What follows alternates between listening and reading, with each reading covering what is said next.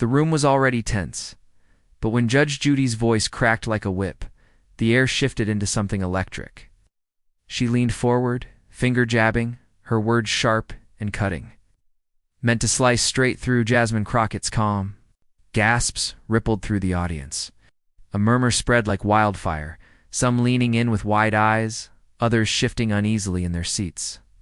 The flash of cameras cut through the noise, capturing every grimace, every smirk, every bead of sweat. Judge Judy was on the attack, her reputation as the no-nonsense arbiter of discipline swelling in the chamber. She thought her voice, louder and sharper than anyone else's, could dominate the moment. But Crockett did not flinch. She didn't blink. She didn't even move. Instead, her stillness began to echo louder than Judy's fury. The contrast was stark. On one side, the storm, raised voice, wagging finger, a face flushed with the confidence of authority. On the other side, the calm, Crockett's steady gaze, her breathing even, her silence radiating a strength that no volume could drown out. The louder Judy pushed, the more glaring the difference became. The audience felt it. Some whispered, "Why isn't she saying anything?" Others stared, waiting for Crockett to break. But she didn't. The stillness wasn't weakness. It was a power move. Every second she refused to rise to Judy's bait, the balance began to shift. The judge's thunderous performance started to look less like authority and more like desperation. Then came the silence. Judy's voice, so fierce just moments before, trailed off. The echoes of her own words hung in the air like smoke after fireworks. And there in the quiet, Jasmine Crockett simply looked at her, calm as if the storm had never touched her. The room froze. Cameras clicked furiously. Whispers turned into awe. Even those who came expecting Crockett to crumble began to sense it. Something bigger was about to happen, because in that silence, no one expected the storm her calm would unleash. Judge Judy has spent decades building a reputation as the sharp-tongued queen of accountability, her empire fueled by the spectacle of humiliation. Millions tuned in not to see justice delicately weighed, but to watch her dominate, cut down, and belittle those who dared to challenge her authority. Her gavel was theater, her glare a weapon, her voice always the loudest in the room. In Judy's world, the louder you were, the truer you sounded. But Jasmine Crockett was not a case. Study from Judy's courtroom. She was not a pawn to be barked at, embarrassed, or dismissed. Crockett came from a different battlefield, one far harsher than daytime television. One where dignity was tested not under studio lights but in hostile committee hearings, where her very presence as a black woman in power drew fire from colleagues who sought to erase her voice.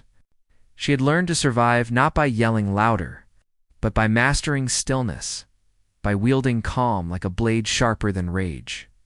And so, when Judge Judy launched her attack, the stakes immediately shifted. This wasn't just another viral clash, or an ego-driven skirmish for internet laughs. It became something larger, a collision of two visions of leadership, two models of power. Judy's was rooted in spectacle, domination, and control. Crockett's was grounded in resilience, restraint, and an unshakable dignity that turned silence into defiance. The audience, whether they realized it or not, became witnesses to more than entertainment. They were watching a referendum on what America values in 2025. Do we still bow to the loudest voice, the finger pointer, the performer who wins by humiliation? Or do we now hunger for something deeper, a strength that doesn't need to scream to be heard? With every glare Judy threw, every jab of her finger, Crockett's refusal to rise only magnified the stakes. It wasn't weakness. It wasn't passivity. It was a challenge. Crockett was quietly asking, who really has the power here? The one flailing to be seen, or the one so secure she doesn't need to move? The murmurs in the room captured the tension perfectly. Some sided with Judy, whispering she's putting her in her place. Others, watching Crockett's stillness, began to murmur something different. She's not intimidated. That split, the old America that equates volume with strength, and the new America that recognizes dignity as power. playing out in real time. Right there in the chamber, and beneath it all, was the unspoken question that reached far beyond the clash of two women on a stage. Which version of power will define the country's future? The spectacle of arrogance or the quiet force of composure? Every second ticked like a drumbeat. Judy's brand of justice was wobbling, though she didn't see it yet. For years, she had thrived on control, her dominance unquestioned. But for the first time, she was staring into an opponent who refused to play her game. Crockett was not her usual foil, and that mismatch of styles, that refusal to bend, set the scene for a moment that would ripple far beyond one viral clip, because what happened next would rewrite Judy's own brand of justice. For decades, Judge Judy reigned as the undisputed empress of televised justice. Her empire was built on scowls, finger-pointing, and razor-sharp put-downs that sliced through litigants faster than any gavel could strike. To her audience, she was a cultural icon, the no-nonsense truth-teller who didn't tolerate excuses, lies, or weakness. But beneath the applause and the syndication checks was a darker truth. Her justice thrived on shame as much as law. The beginning, Judy's method was simple: seize control and never let go. She commanded her courtroom like a battlefield, her weapon not just her authority, but her ability to humiliate. A single eye roll, a biting quip, or a barked baloney could unravel a person in seconds. Millions watched, not for the outcome of the cases, but for the spectacle of power. Judy had perfected the art of making someone smaller, of bending them into submission while the cameras rolled, and it worked for years.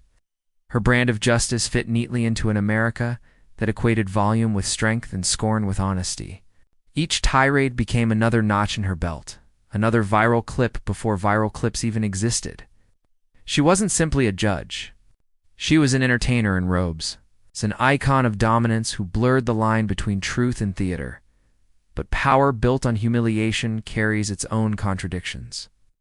For all her claims of integrity and fairness, Judy's style often contradicted the very ideals of justice she claimed to defend. True justice requires listening. Judy thrived on interruption. True justice requires humility before the law. Judy thrived on her own certainty. True justice requires empathy. Judy thrived on disdain. She was less a dispenser of justice than a performer of superiority, turning ordinary disputes into fuel for her empire. As the years went on, her persona hardened into arrogance. The smirk became more permanent, the outbursts more rehearsed, the control more absolute. In Judy's world, she was always right, and anyone who dared push back was always wrong. She became addicted to winning, to the optics of dominance. In that addiction lay the seeds of her overconfidence. There were infamous moments that revealed the pattern.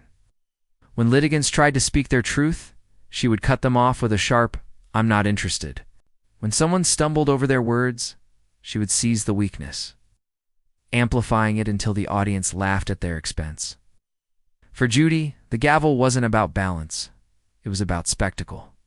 And the audience rewarded her for it. But arrogance has a way of blinding even the sharpest performers. Over the years, Judy came to believe her myth that no one could withstand her glare, that no silence could challenge her voice, that her courtroom was not just a show, but the embodiment of power itself.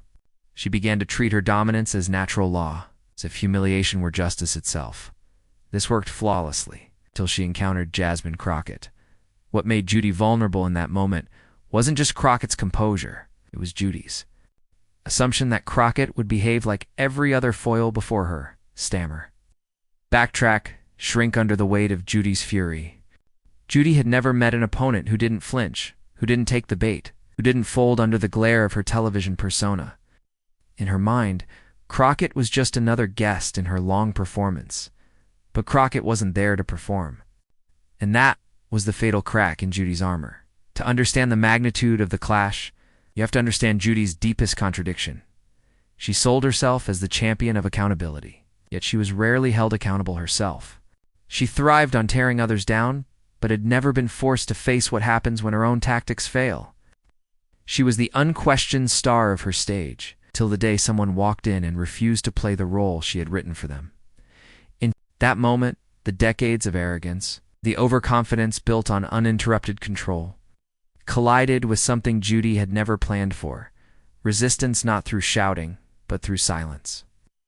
It wasn't another televised tirade that would define her legacy. It was the moment someone refused to bend, and so her long career of dominance set the stage for her own unraveling. For years, she had been the storm. For years, she had been the force that swept others away. But storms always meet something stronger, and when they do, the spectacle turns inward. But arrogance always collides with a wall it cannot break. Jasmine Crockett's story did not begin in marble courtrooms or on glowing TV sets. It began in the ordinary hum of a working-class childhood, where obstacles were not exceptions, but constants. From an early age, she learned what it meant to carry burdens that others overlooked. In school, she was the child who spoke up when teachers dismissed her classmates. At home, she was the one who watched her family scrape by and quietly resolved to someday fight for fairness in a world that rarely handed it out. Her youth was marked by lessons of grit. She saw firsthand how systems overlooked those without wealth, without pedigree, without the privilege of connections. And instead of breaking her, those inequities sharpened her resolve. While others were content to avoid conflict, Jasmine understood early that silence was its own kind of surrender. She grew into the kind of person who would rather stand in the fire than accept injustice as normal. Law school became the forge where this resolve was tested. Surrounded by peers who came from families of lawyers and politicians, she often felt the weight of being underestimated. There were moments, she was told, sometimes subtly, sometimes bluntly, that she didn't belong in the same lecture halls, that her voice carried less authority. But Jasmine refused to bend. Each dismissal only strengthened her determination. A skeptical glance only deepened her focus. Where others studied for prestige, she studied for survival, for the chance to give a voice to those who had none. As a young attorney, Crockett threw herself into advocacy.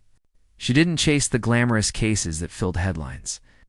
She went where the stakes were quiet but immense, defending those who couldn't afford proper counsel, standing beside families ignored by the system, showing up in courtrooms where losing meant more than a fine.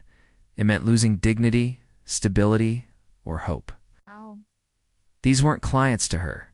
They were reflections of her own journey, of the battles her own family had fought against indifference. It was here that Jasmine began to earn her reputation. Colleagues noticed something unusual about her. She did not rattle. Opposing counsel could raise their voices. Judges could slam their gavels. The courtroom could bristle with tension, and still, Jasmine remained composed. Not passive, not detached, but grounded. Her calm wasn't weakness. It was its own kind of power, one that forced others to confront their own noise. This calm became her signature. She was unflinching, not because she lacked emotion, but because she had mastered it. Where others saw a woman staying silent, she understood the silence was strategic, a silence that demanded others reveal themselves.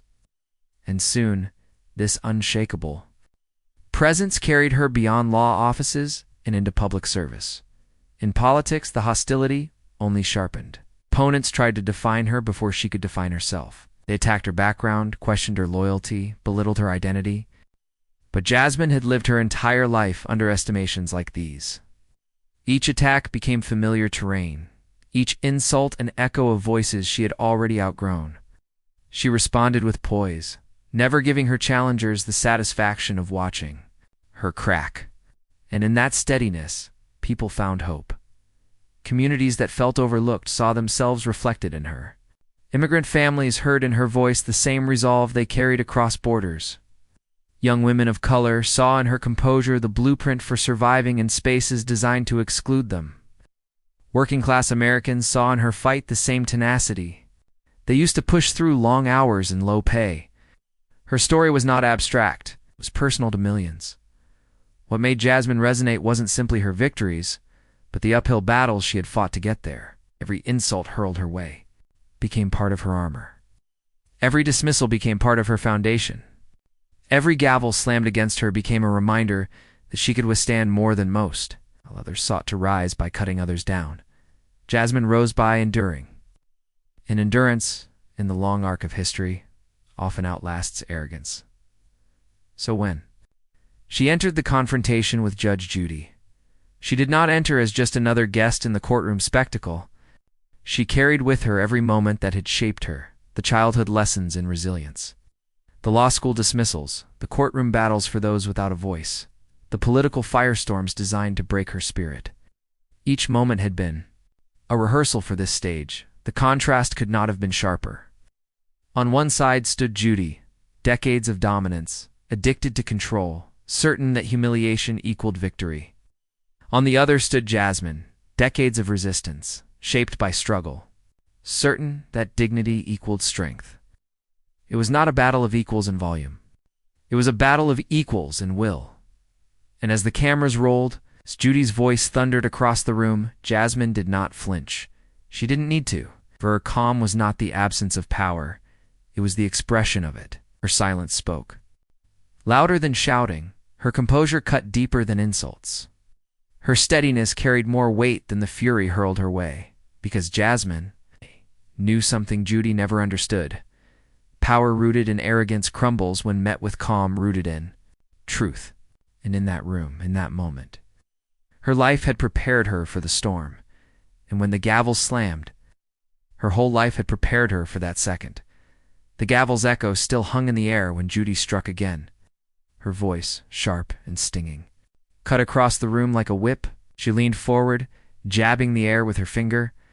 Her words no longer the polished judgments of a seasoned arbiter, but the frantic hammering of someone desperate to reclaim control. Each syllable came louder, harsher, as though sheer volume might restore the dominance she had always commanded. The audience shifted in their seats. Sensing the escalation, gasps punctuated her tirade, camera shutters clicked in quick succession, and murmurs rippled through the room like tremors before an earthquake. Judy was pressing harder than ever, pouring decades of courtroom theatrics into this single clash, determined to humiliate her opponent. It was the rhythm her career had been built on. Overwhelm, shame, silence, but Jasmine Crockett didn't play that rhythm. She sat still, her posture straight, her gaze steady. Then, when Judy paused to breathe, Crockett spoke, not louder, but sharper. Her voice didn't need volume, it had precision. Each word landed like a scalpel, cutting through the bluster. Where Judy's sentences flared and scattered like fireworks, Crockett's responses sliced, clean and controlled, drawing audible reactions from the crowd. The contrast was impossible to miss. On one side, rage, noise, and theatrics. On the other, calm force, surgical rebuttal, a rhythm that carried authority without ever straining. The room felt less like a courtroom now, and more like a boxing ring. Two fighters circling, one swinging wildly with brute force, the other waiting, watching, countering with strikes too precise to ignore. Interruptions flew like jabs. Judy cut her off again and again, her tone barbed with disbelief, her volume climbing with each interruption. Yet Crockett didn't retreat. She timed her replies with precision, each one a direct hit, each one leaving Judy visibly unsettled. For every shout, there was a calm dismantling. For every glare, there was an unbroken gaze in return. The audience leaned forward. They weren't just watching words clash, they were watching control shift. Judy's fury, once her weapon, was beginning to betray her. It's made her appear less the commanding figure, and more the rattled aggressor. Each outburst revealed a crack in the persona she had polished for decades, and each composed answer from Crockett widened those cracks. It became a contest not of facts, but of endurance. Who could sustain their position under the brightest light? Judy pushed harder, her voice nearly trembling with frustration, determined to drag Crockett into the chaos with her. But Crockett refused the bait. She didn't need to match the anger. She only needed to hold the line, and in that steadiness, she exposed the imbalance. The tension was unbearable. The crowd whispered, exchanged glances, some shaking their heads. At Judy's unraveling performance, every interruption felt heavier than the last. Every rebuttal from Crockett felt sharper, more undeniable. It was as though the room itself tilted, the energy shifting with each exchange. And then came the silence. The kind that doesn't announce itself, but descends suddenly, thick and electric. Judy had thrown her latest barrage, her words echoing. Still, but for the first time, there was no immediate murmur, no gasp, no sound at all. All eyes turned to Jasmine Crockett, waiting. She drew a breath, leaned ever so slightly forward, and prepared her reply. Not in anger, not in haste, but with the clarity of someone who had carried struggles far greater than this moment, and with a single line, the kind that strikes not just the opponent but the very ground beneath them, the balance shifted completely. For a moment, the room was suspended in silence. Judy's last eruption still rang faintly in the air, but the energy had shifted. The crowd leaned forward, breaths held, waiting for what Jasmine Crockett would do. She didn't rush. She didn't scramble to defend herself. She sat, hands folded lightly, eyes unflinching. The silence itself became her weapon. Then she began. Her voice was measured, almost soft at first, a deliberate contrast to the thunder that had filled the space seconds before. She spoke slowly, each word chosen, each pause intentional. It was the kind of pacing that forced people to listen, that made every syllable weigh more than Judy's shouting ever could. Respect, Crockett said, her gaze steady, isn't measured by volume. It's measured by truth. The words fell like stones into still water, rippling through the room. Murmurs stirred in the audience. Camera shutters fired. Judy shifted uncomfortably, opening her mouth as if to interject, but Crockett continued, unhurried. You've built a career out of control, she went on, her tone calm but cutting, out of silencing people, making the loudest voice seem like the strongest.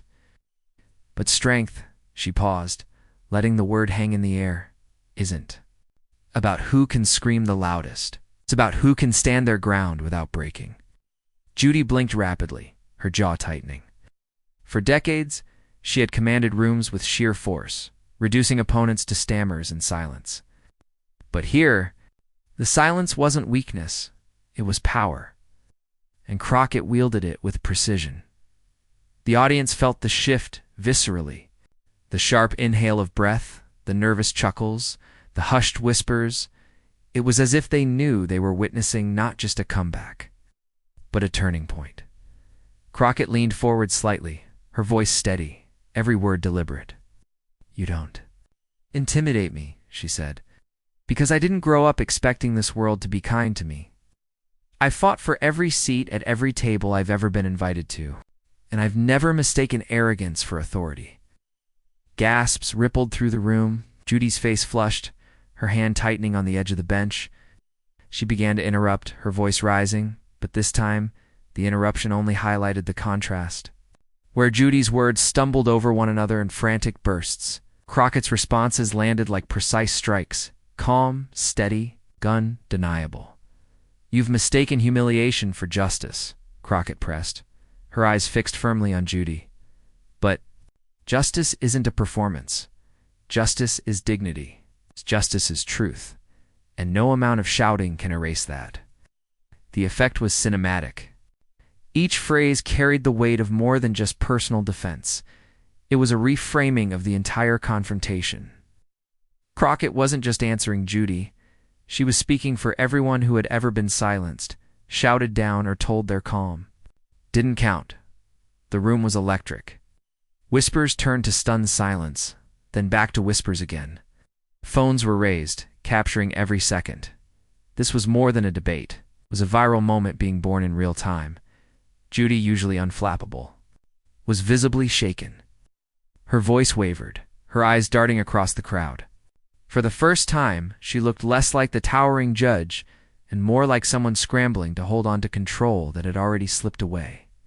She raised her voice again, but the audience wasn't with her anymore. They were hanging on Crockett's next words, and Crockett delivered. America isn't defined by who shouts the loudest, she declared, her voice resonant, her pauses perfectly timed. It's defined by who has the courage to speak with dignity when dignity is under attack. It's defined by who refuses to be broken by arrogance, no matter how loud it gets. That line struck like a lightning bolt. Collective murmur swept through the crowd, followed by a wave of applause that started small but grew, spreading through the room like fire. Judy's face hardened, but there was no stopping the shift. The power had left her hands. Crockett didn't gloat. She didn't raise her voice or smirk. Instead, she simply sat back, her expression calm, composed, resolute. It was the quiet confidence of someone who knew she had said exactly what needed to be said. The applause faded into hushed silence again. Every camera was on Crockett now. The tension in the room was no longer about what Judy might say next, but about how long this moment of balance-shattering calm could last. And then, Crockett ended it with a single, devastatingly simple line. "You can scream at me all you want, but the truth doesn't tremble." The crowd erupted. Gasps, applause, even a few shouts of support rang out.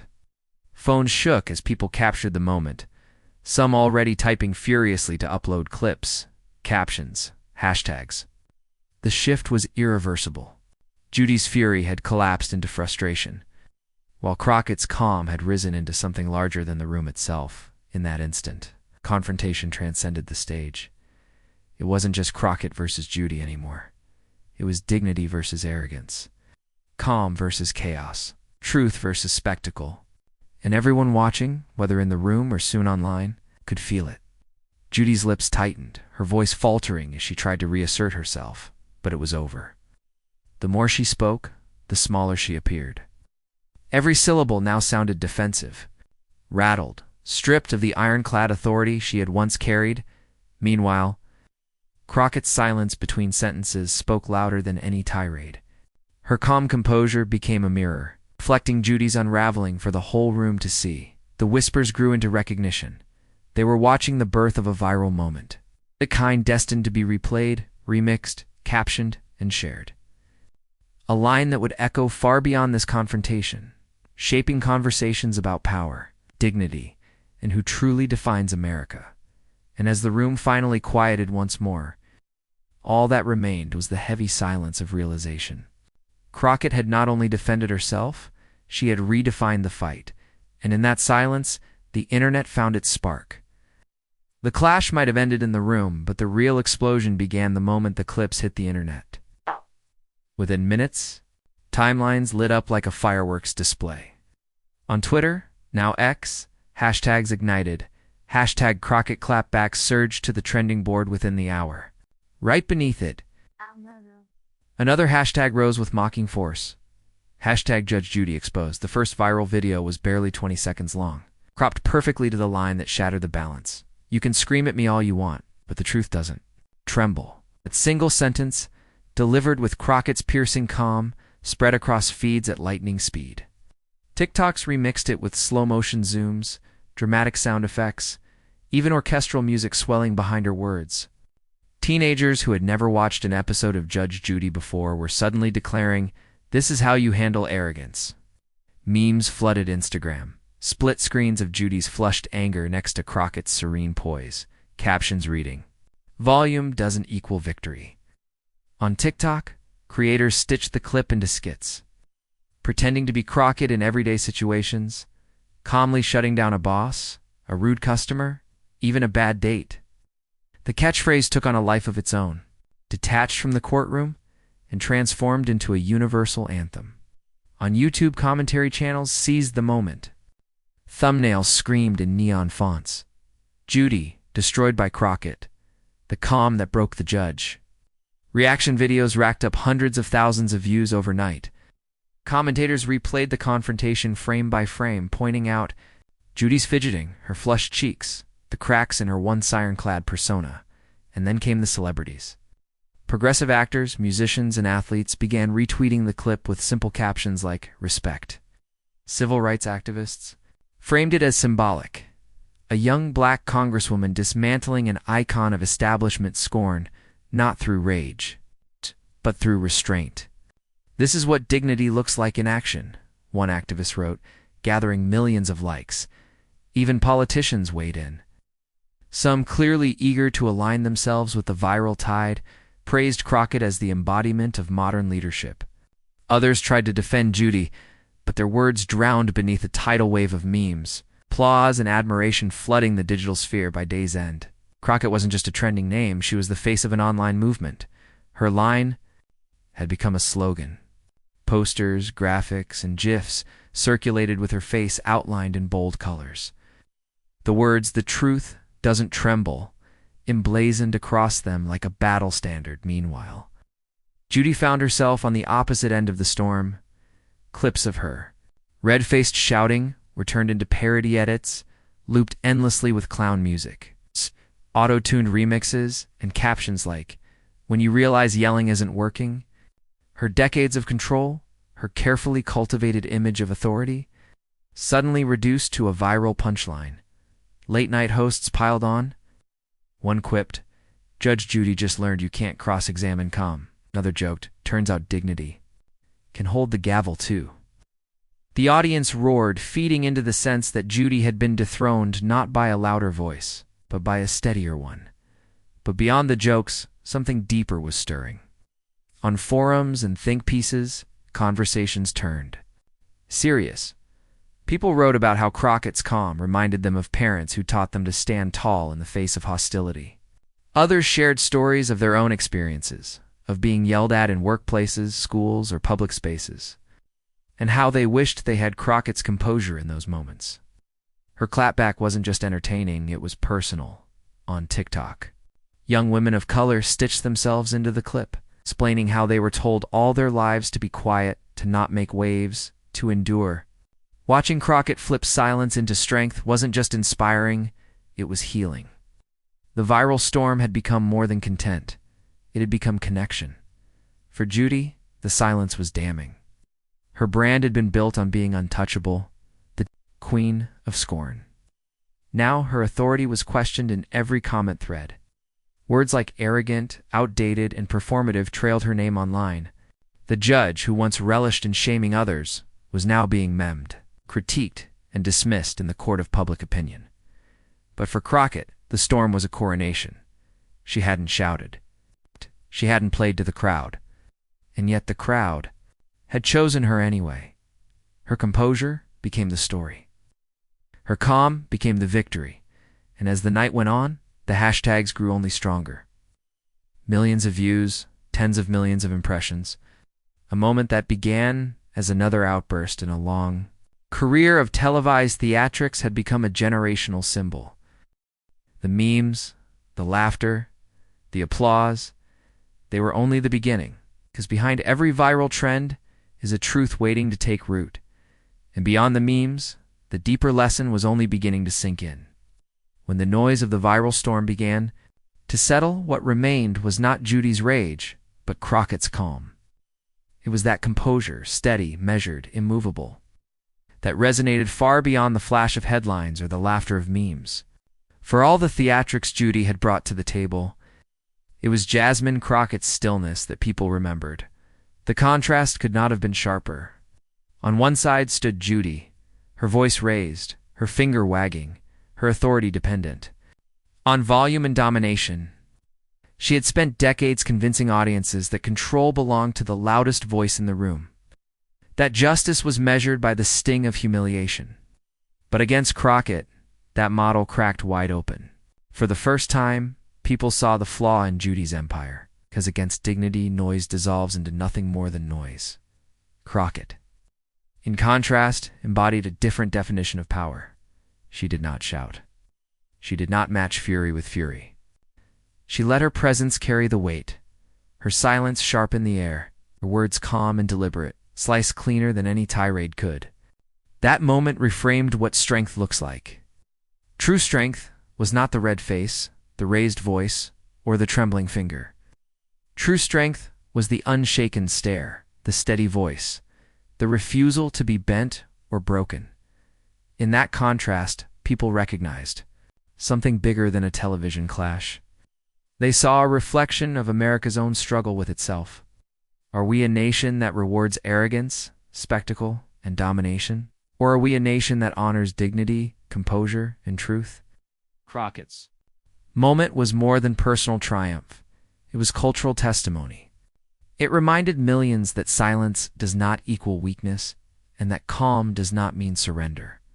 For immigrants, for women of color, for those long silenced in rooms designed to intimidate them, Crockett's poise became proof that strength could take a different form. They did not need to scream to be heard. They did not need to fight on the terms set by those who sought to belittle them. They could, like Crockett, redefine the terms entirely, and that universal lesson stretched further still. Parents shared the clip with their children as an example of standing tall without shouting. Educators discussed it in classrooms as a model of composure under pressure. Leaders in workplaces pointed to it as a reminder that authority is not about volume, but about presence. The clip had gone viral because it was entertaining, but it lingered because it was instructive. It carved out a blueprint for what dignity, in the face of chaos, looks like. It whispered a reminder that, in a culture too often addicted to outrage, there is another path, one of clarity, calm, and truth. And so, the moment became more than just a trending video. It became a mirror, one in which America glimpsed its better self. Because when arrogance crumbles and dignity stands unshaken, the nation remembers the values buried beneath the noise. Judge Judy left that exchange trembling. Crockett left it unbothered. And between them, the nation witnessed a parable about power, that real authority does not tremble, that truth requires no volume, that the calmest voice in the room is often the one that changes everything. This wasn't just Crockett's victory. It was a lesson for anyone who has ever been shouted down, dismissed, or underestimated. It was a reminder that the fight for justice, for respect, for America's soul, is not always won in the loudest moment, but in the truest one, and in moments like these, America remembers who we are. Judge Judy tried to shame Jasmine Crockett. She raised her voice, jabbed her finger, and leaned on decades of authority built on humiliation. But instead of crumbling, Crockett answered with calm. Not just words, but presence. And in that moment, the viral clapback was born. The title of this story isn't just about an exchange between two women. It's about the clash between arrogance and dignity, between ego and justice. And we all saw which one lasted longer, because Judy's outrage ended the moment she walked off trembling. Crockett's composure, however, continues to echo across timelines, conversations, and hearts. That is the difference between spectacle and substance. One fades, the other lingers. And that's why this story matters. It reminds us that America does not move forward because of who shouts the loudest or who wields the most arrogance. We move forward when dignity holds its ground, when justice refuses to bow, when calm proves stronger than chaos. That is the power we witnessed. That is the lesson we carry. If you felt it too, if you believe power should always answer to justice, if you believe dignity is the real measure of strength, then don't just watch. Join, subscribe to Inside Power, and be part of a community that doesn't just follow the noise, but uncovers the deeper truth beneath it. Together, we celebrate stories where calm defeats arrogance, where justice outlives ego, and where America remembers what it was always meant to be. Because this wasn't just a clapback, it was a reminder of who truly holds the mic in the end. If you believe power should always answer to justice, subscribe now and be part of Inside Power.